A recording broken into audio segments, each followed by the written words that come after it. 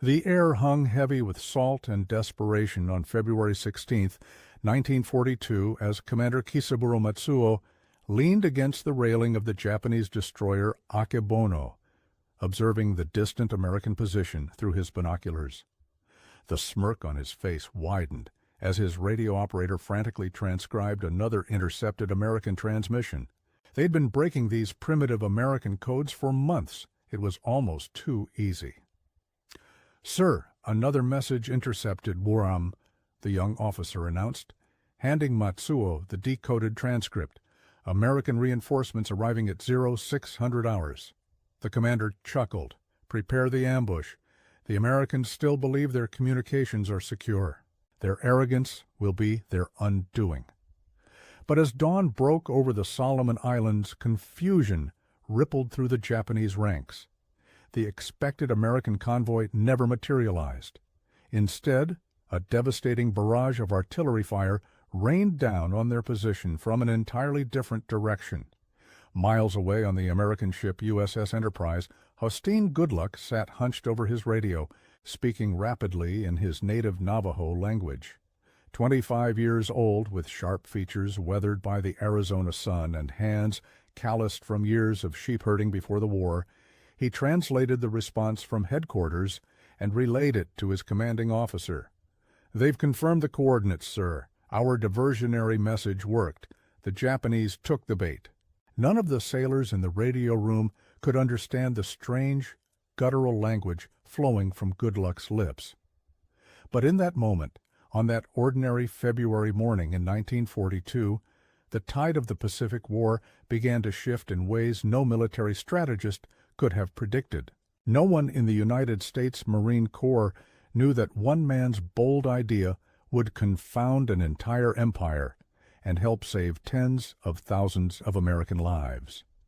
And the Japanese commanders, who had once mocked the primitive grunts they intercepted, would soon discover that some languages cannot be broken, no matter how many code breakers you assign to the task.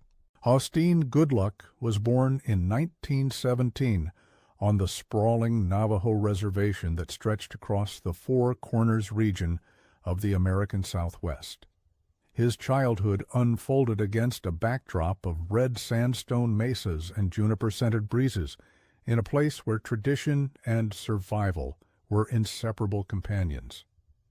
Like many Navajo children of his generation, Goodluck's early years were spent in the traditional way. He rose before dawn to tend the family sheep, guiding them through sparse desert vegetation, while his mother wove intricate rugs on her loom, and his father worked as a silversmith, crafting jewelry that would be sold to tourists and traders. The Goodluck family lived in a traditional hogan, an octagonal dwelling made of logs and earth. During winter evenings, the family would gather around the central fire as Hosteen's grandfather recounted the ancient stories of the Diné people, their creation myths, the importance of harmony with nature, and tales of trickster coyote. It was here that young Hosteen mastered the complex sounds and structure of the Navajo language, a skill that would later prove invaluable to the American war effort. When Hosteen turned 7, government officials arrived at the family's homestead. Despite his parents' protests, he was taken to the Tuba City boarding school, a stark facility designed to civilize Native American children. There, he was forbidden from speaking his native Navajo language. His long hair was cut short, and he was given the English name Howard. "If I speak my language, they hit my hands with a ruler," he wrote in a letter smuggled home to his parents. "They tell us we must forget our old ways to become real Americans. But I remember everything you taught me. I keep our words safe inside my heart." The irony of this forced assimilation would not become apparent until years later, when the very language the U.S. government had tried to eradicate would become one of its most powerful weapons. Despite the harsh conditions, Hosteen excelled in his studies, particularly mathematics and English. His teachers noted his exceptional memory and linguistic abilities. After completing his education, he returned to the reservation, straddling two worlds, the traditional Navajo way of life and the rapidly modernizing America of the 1930s. Like many young men on the reservation, Goodluck struggled to find steady work during the Great Depression. He occasionally found employment with the Civilian Conservation Corps, building roads and dams across the reservation. It was hard, physical labor, but it strengthened his body and his resolve. On Sundays, he would join other young Navajo men to listen to the shortwave radio at the trading post, following news of the growing conflicts in Europe and Asia. Though the troubles of distant nations seemed far removed from the Red Rock Canyons of Arizona, Hosteen sensed that the world was changing in ways that would eventually reach even the isolated Navajo reservation. "There is a darkness spreading across the oceans," his grandfather had warned during one of their last conversations. "Soon it will touch even our sacred lands." When the Japanese attacked Pearl Harbor on December 7, 1941, the news reached the reservation via radio. Hosteen and his friends gathered at the trading post, listening in stunned silence to reports of the destruction. Though the Navajo people had often been marginalized by American society, there was never any question about where their loyalties lay. Within weeks, lines formed outside recruitment offices as young Navajo men volunteered to serve. Hosteen Goodluck was among the first to enlist, joining the United States Marine Corps in January 1942. As he boarded the bus that would take him to basic training, his mother pressed a small pouch of sacred corn pollen into his hand, a traditional blessing for protection. "Use your mind as a weapon," she told him in Navajo. "It is stronger than any rifle they will give you." He had no way of knowing how prophetic those words would be, or that his childhood suffering in the boarding schools had prepared him for a role no one could have anticipated. As the bus pulled away, leaving a trail of dust across the reservation, Hosteen had no idea that he was about to become part of a secret program that would change the course of the war in the Pacific. By 1942, the situation in the Pacific theater had grown increasingly desperate for Allied forces. The Japanese Empire had seized control of vast territories across Asia and the Pacific, including the Philippines, Malaysia, Singapore, the Dutch East Indies, and numerous island groups. Their rapid advance seemed unstoppable. A key factor in Japanese military success was their extraordinary prowess in cryptanalysis, the science of breaking codes. Japanese intelligence units had consistently demonstrated their ability to intercept and decode Allied military communications, allowing them to anticipate troop movements, supply convoys, and battle plans. Major Howard Connor, a communications officer with the United States Marines, described the situation in stark terms.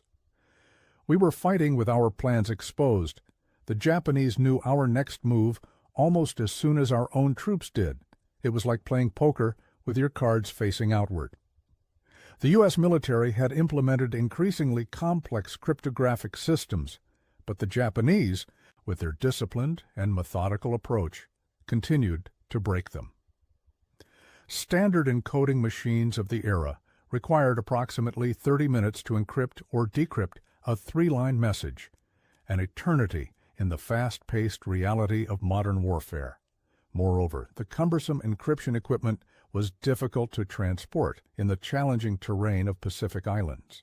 Forward units often had to communicate in clear English or with simplistic codes that Japanese intelligence quickly deciphered.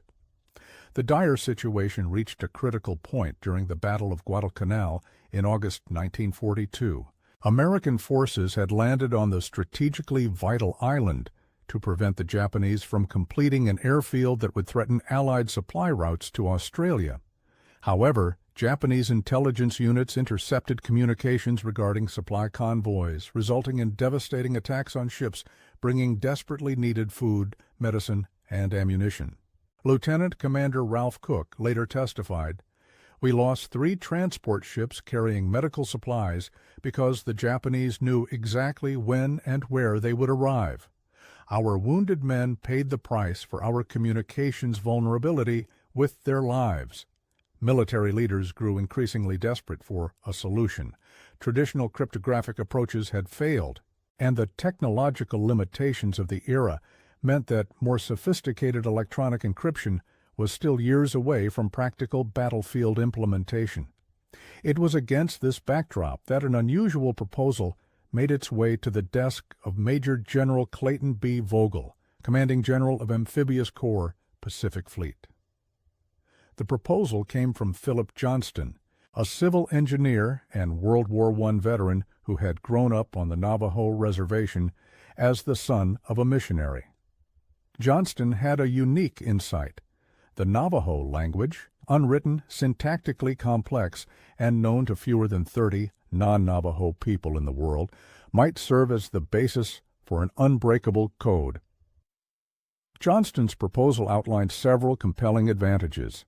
The Navajo language featured sounds that were completely alien to Japanese linguistics, making it virtually impossible for Japanese code breakers to even approximate the phonetics. Moreover, the language's complex structure, with its unique tonal qualities and verb-centered construction, made it incomprehensible to anyone without extensive exposure from childhood. Most critically, Johnston pointed out that the Navajo people had a strong warrior tradition and a deep commitment to the United States, despite the historical mistreatment they had endured. There would be no shortage of fluent Navajo speakers eager to serve their country. Initially, military officials were skeptical. Using an obscure Native American language seemed too simplistic compared to the sophisticated mathematical encryption methods being developed. But Johnston arranged a demonstration that would silence the doubters. On February 28, 1942, Johnston brought 4 Navajo men to Camp Elliott, near San Diego. There, before a group of skeptical officers, they performed a remarkable feat. They translated, transmitted, and retranslated a typical 3-line field order in 20 seconds. The same message took the conventional encoding machine 30 minutes. The officers were astounded. Major General Vogel immediately authorized the recruitment of 29 Navajo men for an experimental unit. The first phase of what would become known as the Navajo Code Talker program had begun. As the recruitment effort got underway on the Navajo reservation, Hosteen Goodluck, who had just completed his basic training at Camp Pendleton, was surprised to be summoned to his commanding officer's office. "Private Goodluck," the officer said, consulting a clipboard, "I see here you're a full-blooded Navajo and fluent in the language. How would you like to serve your country in a special capacity?" Within days, Hosteen found himself among the first group of 29 Navajo Marines selected for a classified mission that would redefine modern military communications and confront the Japanese Empire with a linguistic puzzle their brilliant code breakers would never solve.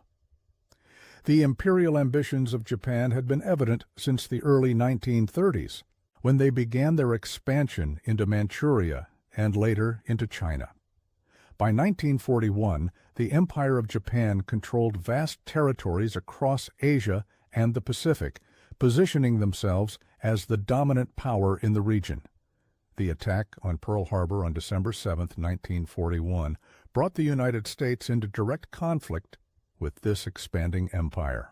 The Japanese strategy relied on a lightning-fast capture of resource-rich territories throughout the Pacific, establishing a defensive perimeter that would be too costly for the Allies to penetrate. In the early months of 1942, this strategy appeared to be succeeding. The fall of Singapore, the Philippines, and numerous Pacific islands created a sense of inevitability about Japanese dominance.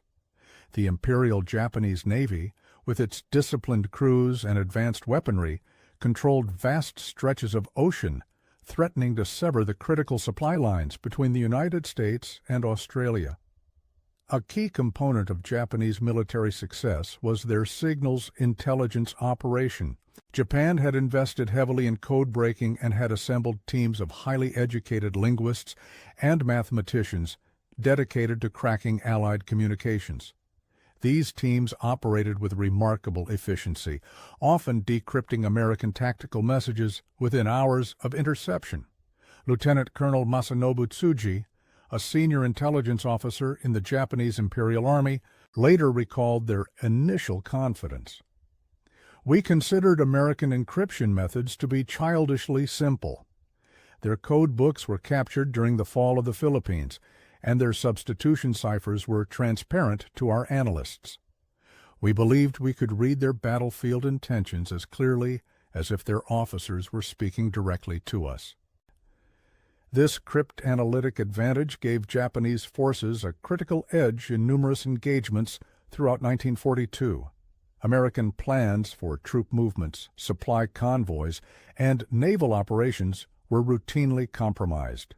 Japanese submarines and aircraft would appear with uncanny precision to strike at vulnerable targets, leading many American commanders to suspect the presence of spies in their ranks. The Japanese military culture also contributed to their early successes. Officers were trained to show initiative and adapt quickly to changing circumstances. The military academies emphasized rigorous study of foreign languages, particularly English, and many Japanese officers could understand American communications even without decryption. By mid-1942, American casualties in the Pacific had risen to alarming levels. The failed defense of the Philippines had resulted in the infamous Bataan Death March, during which thousands of American and Filipino prisoners of war died from exhaustion, starvation, and outright execution. The Battle of the Coral Sea in May 1942 had blunted Japanese momentum, but at a significant cost to American naval forces. The strategic situation remained precarious. American military planners recognized that any successful counteroffensive would require secure communications. Without the ability to coordinate forces across vast oceanic distances, the massive industrial capacity of the United States would be rendered ineffective. It was against this backdrop that the Navajo Code Talker program was conceived, not as a primary strategy, but as a tactical innovation born of desperation. Few military planners could have predicted that a small group of Native American Marines, speaking a language forged in the deserts of the American Southwest, would provide a solution to one of the war's most vexing challenges. As the first group of 29 Navajo recruits completed their basic training, they were sequestered at Camp Elliott to begin the real work, developing a formal military code based on their native language. This initial cohort included men like Carl Gorman, Chester Nez, and Hosteen Goodluck, individuals who would need to transform their ancient tongue into a modern military communication system. The task was unprecedented. No formal dictionary of the Navajo language existed. The grammar was complex and primarily oral, passed down through generations without written documentation. How could such a language be systematized for military precision? The solution emerged through intense collaboration. For weeks, the Navajo Marines worked with communication officers to develop a two-part code. The first component was a Navajo word alphabet, assigning Navajo terms to each letter of the English alphabet. For instance, Wolachi, ant represented A, Shush, bear represented B, and Moasi, cat, represented C. The second component was more innovative, creating Navajo terms for common military concepts and equipment. This required imaginative adaptation, as many modern military terms had no equivalent in the traditional Navajo lexicon. Thus, fighter planes became dahetihi, hummingbird, bombs became ayishi, eggs, and submarines became beshlo, ironfish. This metaphorical translation added an additional layer of security. Even if a Japanese linguist somehow learned basic Navajo vocabulary, the military terminology would remain impenetrable. By May 1943, the code had grown to more than 200 terms. The Navajo Code Talkers had created not just a translation system, but an entirely new cryptologic framework that would confound the most sophisticated intelligence operations of the Imperial Japanese military. With the code established, the Navajo Marines deployed to combat zones throughout the Pacific. Their impact would soon be felt across multiple battlefronts as Japanese commanders encountered a phenomenon they had never anticipated: American communications they could intercept but not understand. While Japanese intelligence units grew increasingly frustrated by this new linguistic puzzle, Philip Johnston's vision was proving prophetic. The Navajo code talkers were about to change the course of the Pacific War, one incomprehensible message at a time. Lieutenant Takeo Yamaguchi sat hunched over his desk in the dimly lit signals intelligence bunker on Rabaul, his frustration mounting by the hour. Scattered before him were dozens of transcripts, intercepted American radio messages that had resisted all conventional decryption methods for weeks now. "Sir, we've intercepted another transmission in the unknown code," announced a junior officer, placing a freshly transcribed message on Yamaguchi's desk. Same pattern as before. Yamaguchi studied the transcription, a jumble of phonetic approximations that his radio operators had captured. Tibe, Shush, Mawasi, Lin, Achna, Tkin. For the past 3 months, these strange transmissions had been appearing with increasing frequency across all American communication channels. Japanese cryptanalysts had initially dismissed them as some form of interference or perhaps a test pattern. But as American operations began correlating with these mysterious exchanges, the truth became undeniable. This was a new code, unlike anything they had encountered before. "What does Linguistic Division say?" Yamaguchi asked, rubbing his temples. "Sir, they believe it's some form of Native American language. The phonetic patterns don't match any European or Polynesian linguistic structure. They've narrowed it down to something from the southwestern United States, possibly Navajo or Apache." Yamaguchi pounded his fist on the desk. "Then find me someone who speaks these primitive languages. There must be academic resources, dictionaries, something." The intelligence officer shifted uncomfortably. "That's the problem, sir. There are almost no written resources on these languages. They're primarily oral traditions, and the few anthropological studies available are locked in American universities, inaccessible due to the war." Across the Pacific, Japanese intelligence commands were encountering the same impenetrable barrier. Their previously effective signals intelligence operations, which had given them such advantage in the early war years, were now failing in the face of this unexpected development. In Tokyo, at Imperial General Headquarters, Admiral Isoroku Yamamoto himself had inquired about the progress in breaking this new American code. The response was unprecedented in Japanese military cryptology: total failure. Meanwhile, Hosteen Goodluck and his fellow code talkers were deployed across Marine divisions throughout the Pacific theater. On Bougainville in the Solomon Islands, Goodluck sat in a makeshift communication trench, his radio equipment protected from the elements by a canvas tarp as monsoon rain hammered down. "Je-a na astso sitkin," he spoke into the microphone, using the Navajo words for elk eye big turkey, hoifans, which in their code meant reconnaissance report enemy position, miles away. Another Navajo Marine received the transmission and instantly translated it for his commanding officer. "Scout team reports heavy enemy concentration in Sector 4.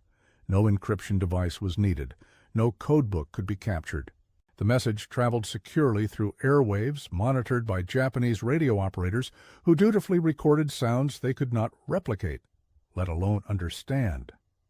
As 1943 progressed, the Navajo code talkers expanded their presence across all 6 Marine divisions.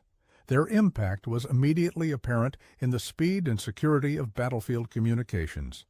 On New Georgia, during Operation Cartwheel, Marine units coordinated artillery strikes with unprecedented precision thanks to Navajo code talker Benjamin Sosey's rapid transmission of target coordinates.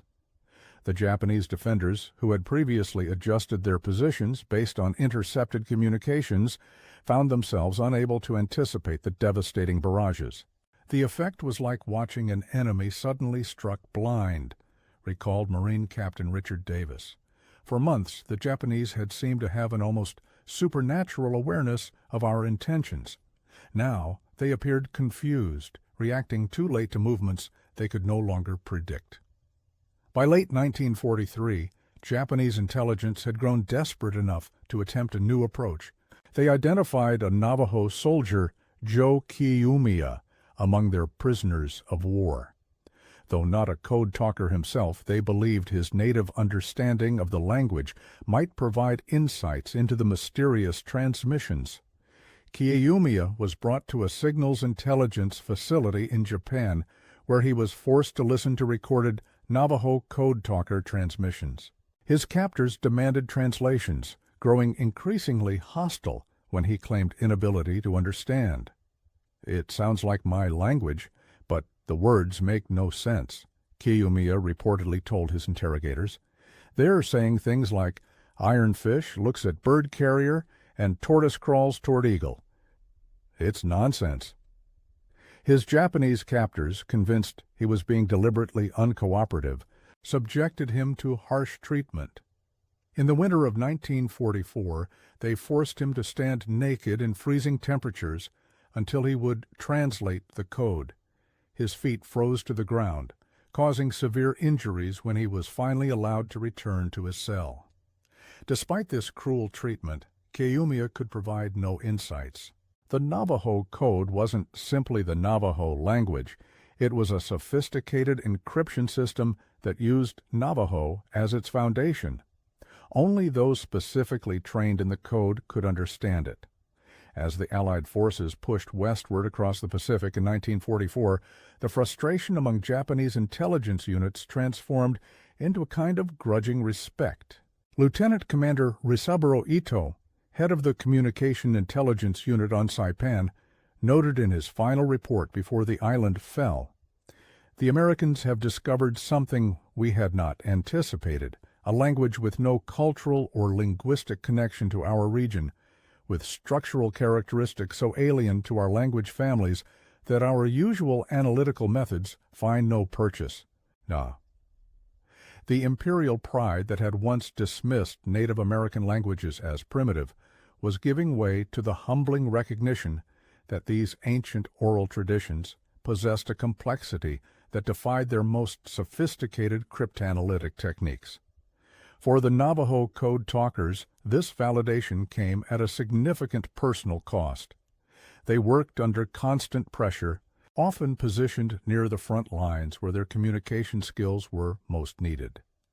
They faced the same dangers as other Marines: enemy fire, disease, and the harsh environmental conditions of Pacific Island warfare, with the added burden of knowing that their specialized skills made them irreplaceable.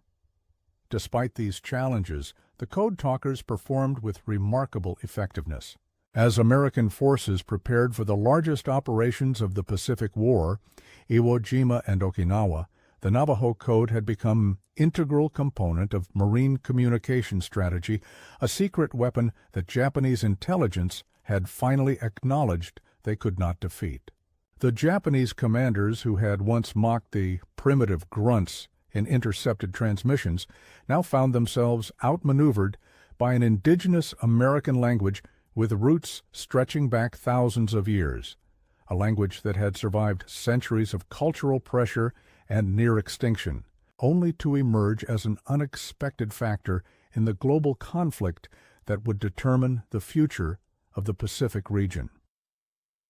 On the morning of February 19, 1945, Hosteen Goodluck huddled in a shallow foxhole on the black volcanic sand of Iwo Jima.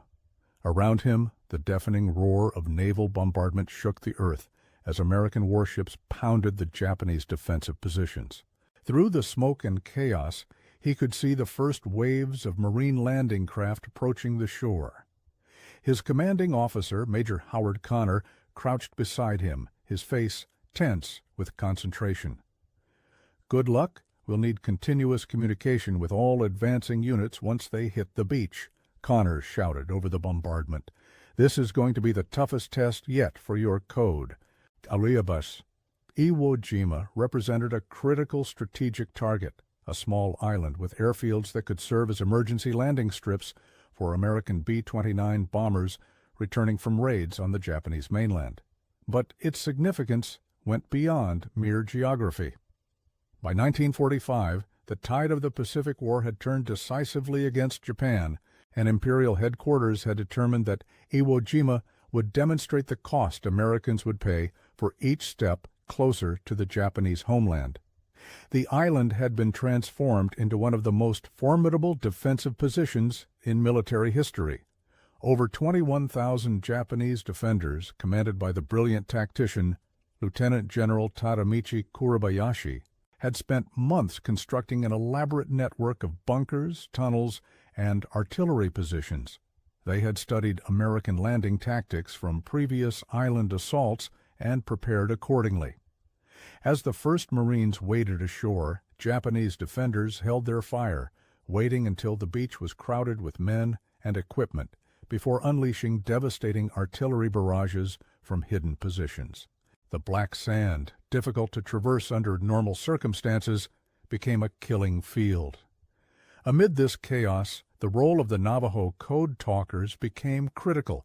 6 code talkers, including Hosteen Goodluck, worked around the clock during the first 48 hours of the battle, coordinating the movements of Marine units, directing naval gunfire, and facilitating the delivery of supplies and reinforcements.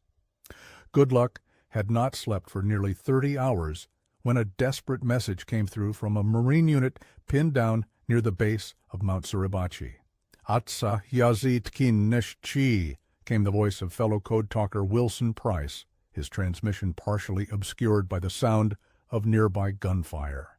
The Navajo words translated to "eagle small turkey nut," which in their code meant heavy casualties, need immediate medical evacuation. Goodluck immediately relayed the coordinates to headquarters, and within 20 minutes, stretcher bearers were moving toward the beleaguered unit, guided by precise directions that Japanese intelligence could not intercept or understand. Throughout the battle, the code talkers transmitted over 800 messages without a single error.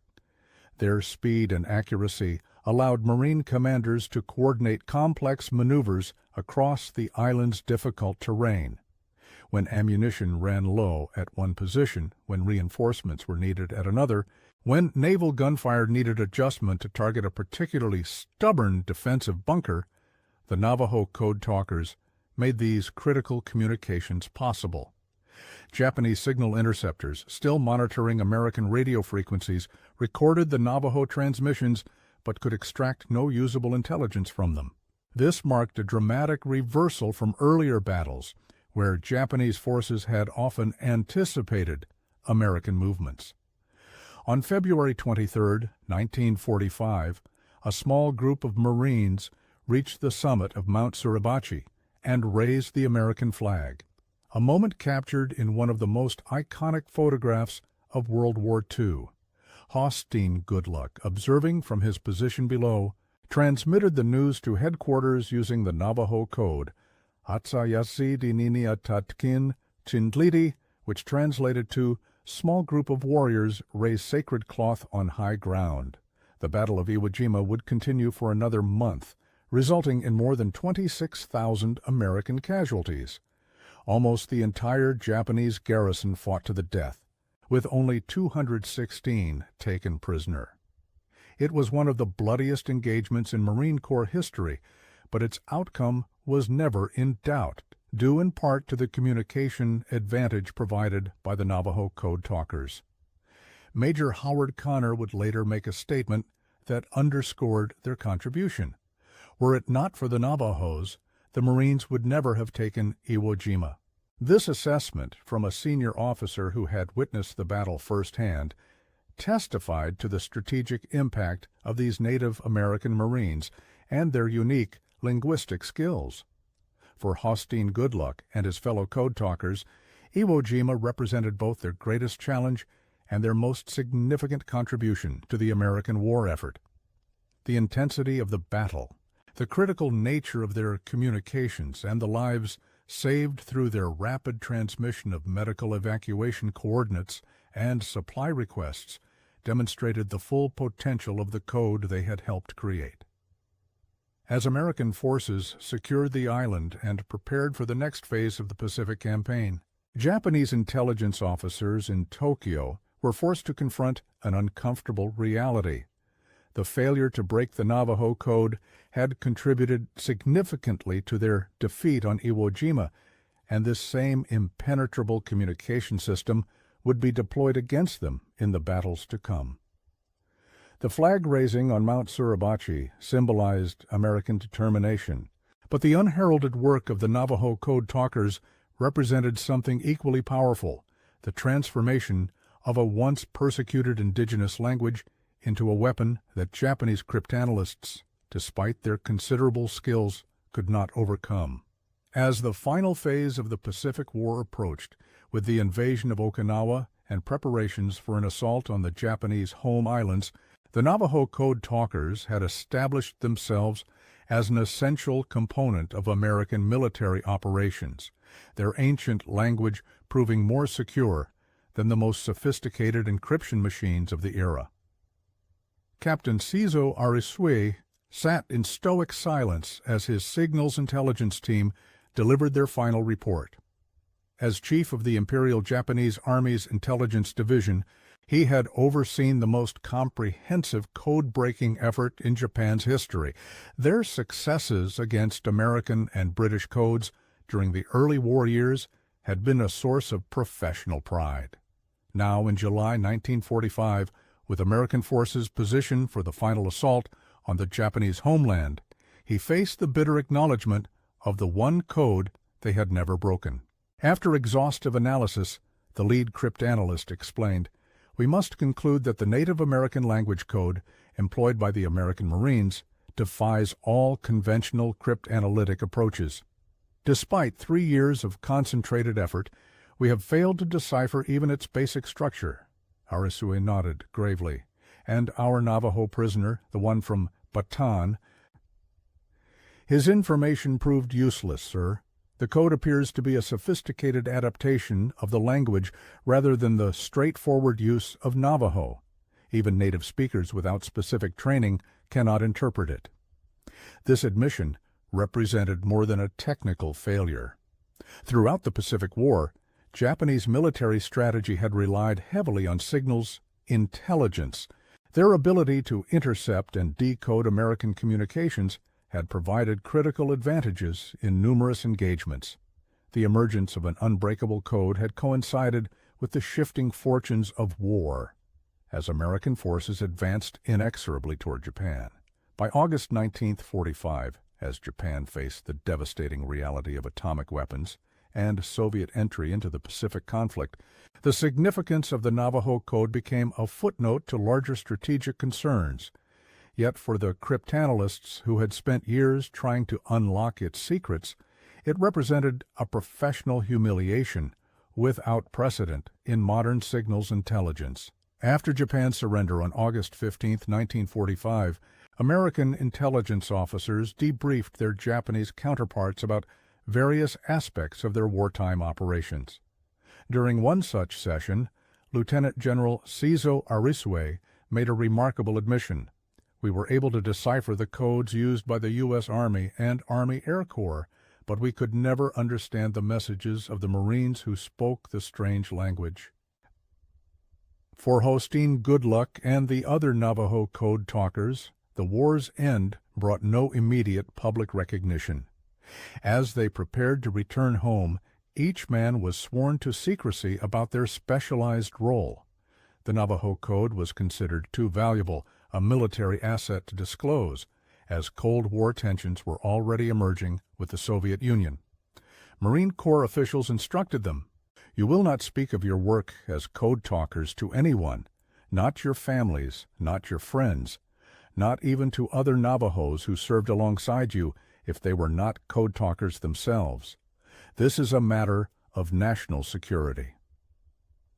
This secrecy requirement created a painful paradox.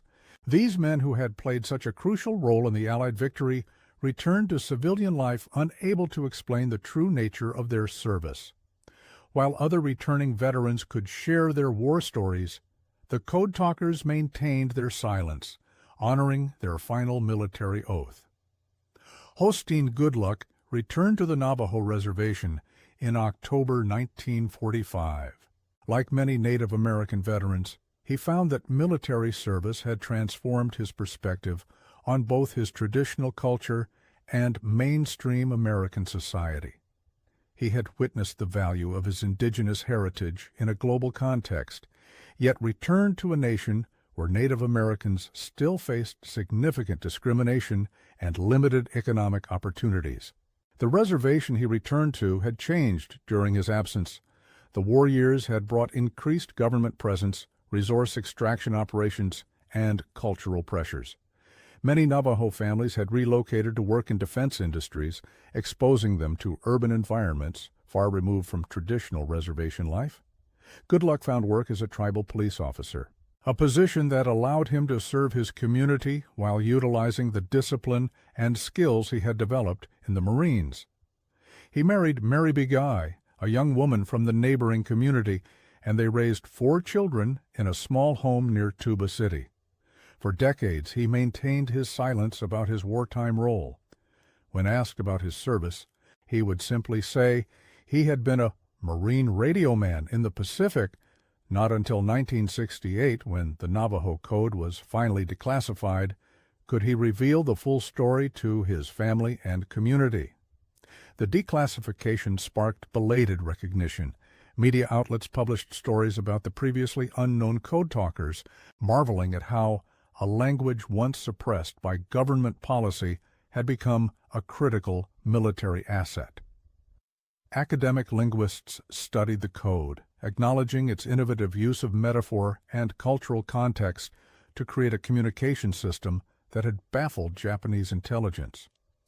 In 1982, President Ronald Reagan established National Navajo Code Talkers Day, to be observed on August 14th.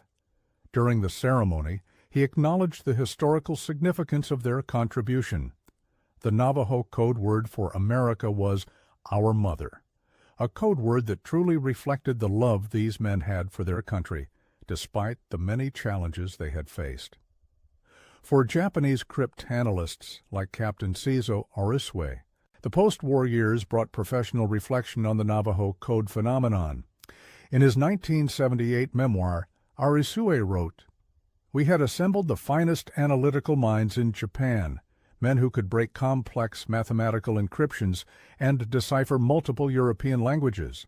Yet we were defeated by an indigenous American language with roots predating modern cryptography by thousands of years. It was a humbling lesson in the limitations of technical expertise when confronted with deep cultural knowledge." The Navajo Code Talkers program represented more than a tactical innovation. It demonstrated how cultural diversity could serve as a strategic asset, how a persecuted language could become an instrument of victory, and how the marginalized could become essential to the very nation that had once sought to eradicate their culture.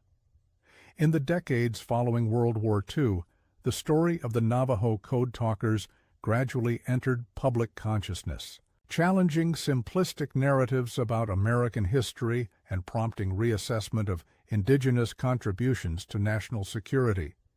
Museums established exhibits dedicated to the Code Talkers, schools included their story and history curricula, and Hollywood eventually produced films dramatizing their experiences. By the early 21st century, as the last surviving Code Talkers reached their 80s and 90s, their legacy had transformed from a classified military program to an inspirational American story of patriotism, ingenuity, and cultural resilience. For Hosteen Goodluck, who lived to see his 90th birthday in 2007, this belated recognition brought a sense of completion to his life journey. During a ceremony honoring the remaining Code Talkers at the Pentagon, he reflected on the historical ironies embedded in his service. "They told us not to speak Navajo in school. Then they asked us to speak nothing but Navajo in war. They punished us for our language. Then they celebrated us for it. America has many contradictions, but in the end, it recognized that our contribution came not despite our Navajo identity, but because of it. That acknowledgement means more than any medal they could give us. The Navajo Code was never broken. It remains the only spoken military code in modern history to maintain complete security throughout its operational use. While encryption machines have been compromised, written codes deciphered, and electronic communications intercepted, the Navajo language, adapted by creative minds for military purposes, withstood all attempts at cryptanalysis by one of history's most skilled code-breaking operations. The legacy of the Navajo code talkers extends beyond their specific contribution to the Allied victory in World War II. Their story illuminates broader themes about the value of cultural diversity in national defense, the resilience of indigenous languages against assimilation pressures, and the complex relationship between Native Americans and the United States government. In the quiet museums where their photographs now hang, in the textbooks where their achievements are documented, and in the oral histories preserved by their descendants, the code talkers represent a powerful reminder that national strength comes not from cultural uniformity, but from embracing the diverse traditions, languages, and perspectives that constitute the American experience. The Japanese commanders who once dismissed Navajo as primitive grunts encountered a sophisticated linguistic system with structural complexity beyond their analytical frameworks. Their failure to break the code contributed to their ultimate defeat, as American forces coordinated complex operations across the vast Pacific theater with security that Japanese intelligence could not penetrate. Today, as we reflect on the decisive moments of World War II in the Pacific, we recognize that victory came not only through industrial might and military strategy, but also through the unexpected advantage provided by an indigenous American language, a language that survived centuries of pressure only to emerge at a critical historical juncture as an unbreakable code that helped secure freedom across the Pacific and beyond. As the sun sets over the red sandstone mesas of the Navajo Nation, the descendants of the code talkers continue to preserve both the language that proved so valuable and the memory of the men who transformed it into an instrument of victory. Their story reminds us that sometimes the most powerful innovations come not from advanced technology but from cultural knowledge passed down through generations, a living legacy that proved more secure than any mechanical encryption device.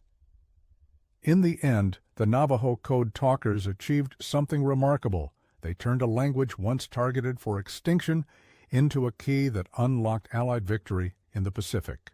Their legacy challenges us to consider what other cultural resources remain untapped, what other diverse perspectives might provide unexpected solutions to seemingly intractable problems. For the Japanese cryptanalysts who spent years trying to decipher those mysterious transmissions, the Navajo code represented an insurmountable barrier. For Americans today, it represents something more profound, a reminder that our national strength lies in embracing the full spectrum of cultures, languages, and traditions that constitute our diverse society. Would you have recognized the strategic value of a marginalized language in wartime? Would you have seen the potential where others saw only difference? The story of the Navajo code talkers invites us to examine our assumptions about where innovation comes from and whose knowledge matters in moments of national crisis. Share this remarkable chapter of American history so others may appreciate how an ancient language defeated modern cryptanalysis, and how the voices once silenced in boarding schools ultimately helped secure victory in humanity's largest conflict.